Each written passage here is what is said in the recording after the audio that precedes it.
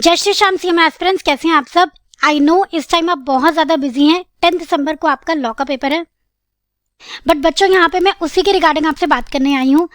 Law के paper में जितनी ज्यादा तैयारी इंपॉर्टेंट है, उससे ज्यादा इंपॉर्टेंट है पेपर की प्रेजेंटेशन, जो बच्चों को बिल्कुल भी समझ में नहीं आती, क्योंकि फाउंडेशन लेवल पे तो आपने एमसीक्यू बेस्ड पेपर दिया होता है। तो यहाँ पर मैं क्विकली आपको गाइड करूंगी कि कैसे आपको पेपर प्रेजेंट करना है, लेकिन उससे पहले हम बात करेंगे कि आपको चैप्टर्स का किस सीक्वेंस में रिवीजन करना है। चल तो प्लीज पूरी वीडियो देखिएगा। सबसे पहले हम बात करते हैं इंपॉर्टेंट चैप्टर्स के बारे में। मेरा ऐसा मानना है कि सबसे पहले आपको कॉर्पोरेट लॉ रिवाइज करना चाहिए, उसके बाद आप आ जाएंगे कमर्शियल लॉज पे, देन आप स्किप कर जाएंगे एथिक्स पे। क्यों?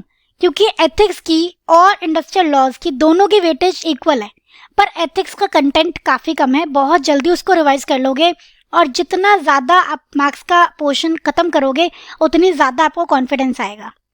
उसके बाद लास्ट में आप आ जाना इंडस्ट्रियल लॉज पे। तो ये तो आपका हो गया रिवीजन का सीक्वेंस। अब हम देखते हैं कि आपको पेपर में प्रेजेंटेशन कैसे करनी है, किन किन बातों का ध्यान रखना है। सबसे पहली बात, आपको पेपर नीट करके आना है, मतलब आप कटिंग्स को अवॉइड करेंगे, कटिंग मिनिमाइज करेंगे। दूसरी चीज, बड़े बड़े पैराग्राफ्स नहीं लिखेंगे, छोटे छोटे पैरा पॉइंट्स में आंसर करेंगे। पैरा पॉइंट्स मतलब 2 लाइन लिखी, फिर स्पेस छोड़ा, फिर 1 पॉइंट लिखा, फिर स्पेस छोड़ा, फिर 1 पॉइंट लिखा। छोटे छोटे पैराग्राफ बनाओगे या पॉइंट्स में आंसर करोगे। एक पेज पे आप लिखते जा रहे हो, ना कॉमा, ना फुल स्टॉप, ना लाइंस छोड़ना, ऐसा नहीं करोगे। तीसरी चीज, लॉ में कीवर्ड्स बहुत इंपॉर्टेंट होते हैं बच्चों, तो आपको कीवर्ड्स को अंडरलाइन करना ही करना है, उसमें कोई ऑप्शन ही नहीं है आपके पास। नेक्स्ट बहुत इंपॉर्टेंट चीज है बच्चों, फॉर्मेट को आपको ध्यान में रखना है। डायरेक्ट क्वेश्चन है तो आप उसको प्रेजेंट कर दोगे। कमेंट करने के लिए बोला है तो पहले आप उसका कमेंट लिखोगे कि ये करेक्ट है, इनकरेक्ट है, फिर आप उसको एक्सप्लेन करोगे। अगर आपका डिफरेंस बिटवीन का क्वेश्चन है तो आपको डिफरेंस बिटवीन को हमेशा टैबुलर फॉर्मेट में लिखना है, जहां पे आपको पहले तो बेसिस का कॉलम बनाना बहुत जरूरी है, ये मोस्टली बच्चे भूल जाते हैं। तो बेसिस का कॉलम और आपको फिर डिफरेंस जिनका लिखना है उनका कॉलम बनाओगे। अगर केस स्टडी बेस्ड क्वेश्चन है तो उसको आपको 3 पैराग्राफ में आंसर करना है बच्चों। ये सारी बातें आप लोग नोट कर लेना प्लीज। 3 कौन कौन से पैराग्राफ होंगे? पहला आप लिखोगे प्रोविजन, फिर आप लिखोगे fact of the case and फिर कंक्लूजन। अब प्रोविजन में आप क्या लिखोगे कि कौन सा लॉ एप्लीकेबल है, कौन सा रूल एप्लीकेबल है। फैक्ट ऑफ द केस में आप क्वेश्चन के फैक्ट्स लिख दोगे, इंफॉर्मेशन लिख दोगे। कंक्लूजन में आप फाइनल अपना डिसीजन सुनाओगे, यस, नो, वैलिड है, इनवैलिड है, ये सारी बात आप कंक्लूजन में लिखोगे। तो ये बहुत इंपॉर्टेंट है। ऐसे कुछ भी आप लिख के आ जाओगे, भले ही आंसर करेक्ट होगा पर पूरे मार्क्स नहीं मिल पाएंगे। 5th इंपॉर्टेंट बात बच्चों, हैंडराइटिंग नीट रखनी है। अगर हैंडराइटिंग में इश्यू है तो थोड़ा सा आप खुला खुला लिखेंगे, तो आपको लीव करना है स्पेस बिटवीन वर्ड्स, अगर हैंडराइटिंग में इश्यू है तो।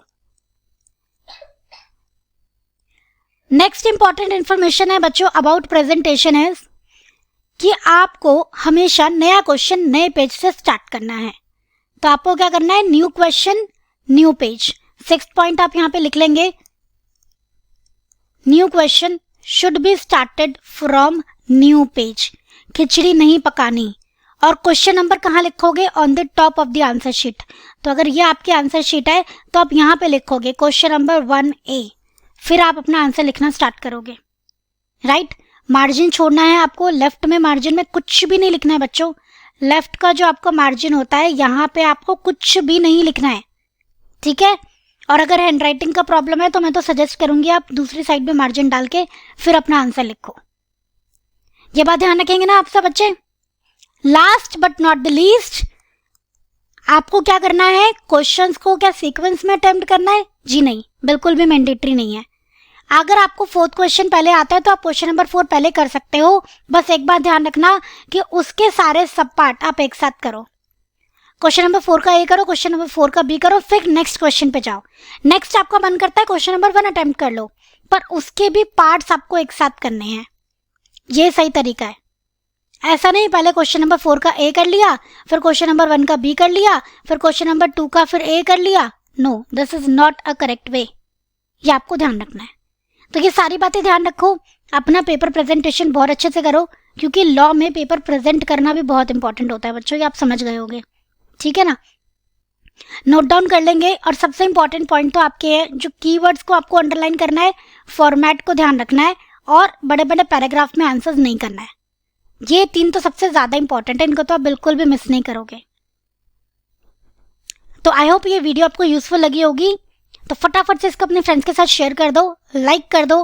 अगर चैनल पर नहीं हो तो चैनल को सब्सक्राइब कर लो, ताकि और ऐसी अमेजिंग अपडेट्स, अमेजिंग नॉलेज आप तक पहुंचती रहे। तो आज का सेशन मैं यही एंड करती हूँ बच्चों। Thank you so much. मिलते हैं नेक्स्ट सेशन में। जय श्री श्याम।